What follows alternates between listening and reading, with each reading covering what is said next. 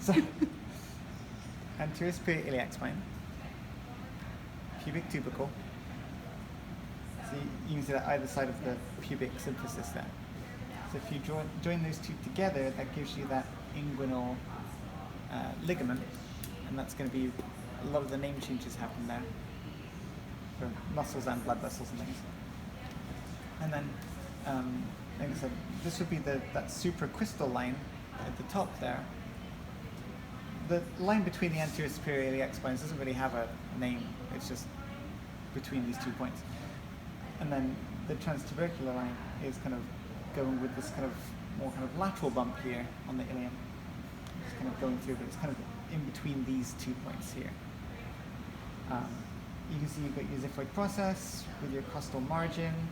The lowest point on that is your subcostal line.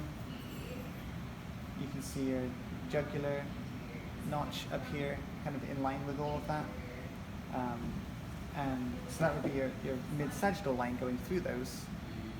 And then the line going through the middle of the clavicle is going to be a mid-clavicular line. You can see that kind of sort of coincides with the middle of the inguinal ligament. Yeah. The word ligament was kind of escaping me there a little bit. I'm not going to lie. Words are. What other one was that? That's it, isn't it?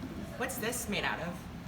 So this is actually a fibrocartilage pad that has a little bit of the hyaline cartilage too, but it's mostly a fibrocartilage pad, and it kind of like cushions between these joints.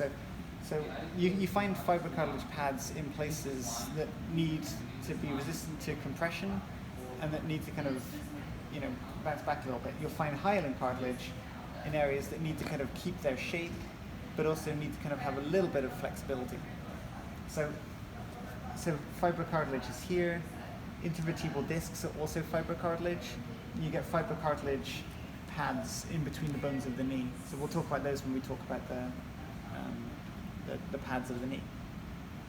So you got those. This is going to be hyaline cartilage, which is the more brittle type of cartilage, which kind of has a little bit of give, but you can break it. Unlike the elastic cartilage, like for the ear, which you can bend, but it's not that strong. Yeah. So this is better against compressive forces, which is what's happening, because all of the forces for this lower back, you have these spines of the curves of the spine, right, directing force down. Yeah, so I'm rambling now.